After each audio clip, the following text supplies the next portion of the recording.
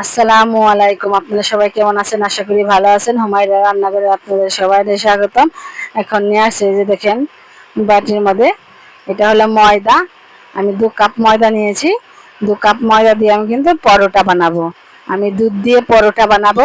দুধ দিয়ে কিভাবে পরোটা বানাই আপনারা পুরো ভিডিওটা দেখতে থাকুন।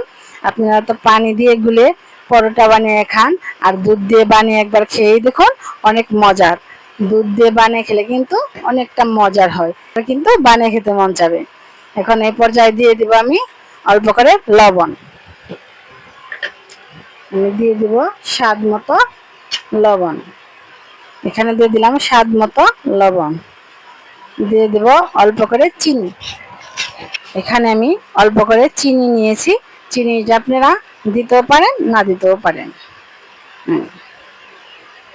এই পর্যায়ে দিয়ে দেব দুধ। এই দেখেন দুধ নিয়েছি। দুধ দিয়ে কিন্তু আমি ভালো করে একটু মেখে নেব। এখন এই পর্যায়ে যে দেখেন একদম নরম করে তোলতোলা করে কিন্তু আমি এটা মথে নিয়েছি। এই যে কি সুন্দর করে মথে নিয়েছি।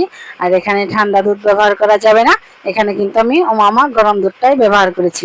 আপনারা ওমামা করে এই গরম দুধটা ব্যবহার করবেন, তাহলে কিন্তু হবে এরকম। এই যে একদম তুলতুলে নরম। এই দুধের পরোটা খেতে কিন্তু খুবই মজার হয়।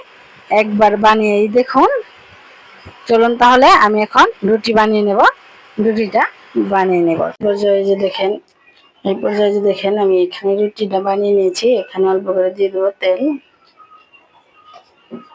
এভাবে মেখে দেব।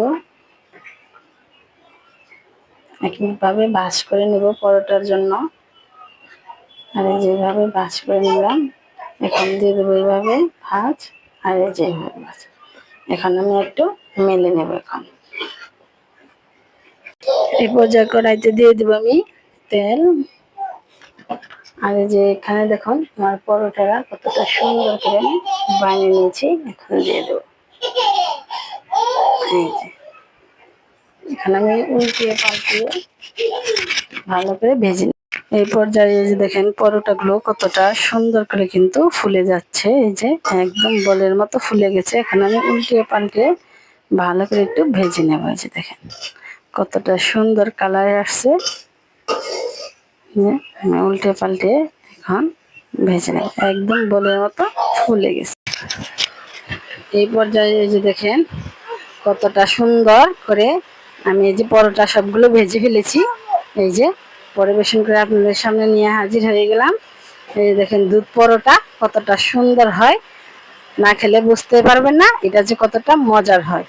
একবার এরকম করে বানিয়ে খেয়ে দেখুন, কিন্তু বারবার খেতে মন চাবে। দেখেন কতটা সুন্দর কালার আসছে। এই যে বুঝতে পারবেন না এটা যে দুধের পরোটা। দুধ দিয়ে এত সুন্দর পরোটা হয়, না খেলে বন্ধুরা বুঝতে পারবেন না এটা মজাদার। পরোটারা কিন্তু আপনারা ডাউলের সাথে ভাজির সাথেও খেতে পারেন, আর ডিম ভাজার সাথেও খেতে পারেন। এখানে আমি নিয়েছি ডিম। এই যে দেখেন ডিম ভেজে নিয়ে আসছি। এই যে পরোটার সাথে ডিম ভাজা খেতে খুবই ভালো লাগে। এরকম করে নিত্য নতুন ভিডিও পেতে লাইক করুন, শেয়ার করুন, কমেন্ট করুন বেশি বেশি, আর ফলো দেন। ভালো থাকবেন, সুস্থ থাকবেন। আল্লাহ হাফেজ।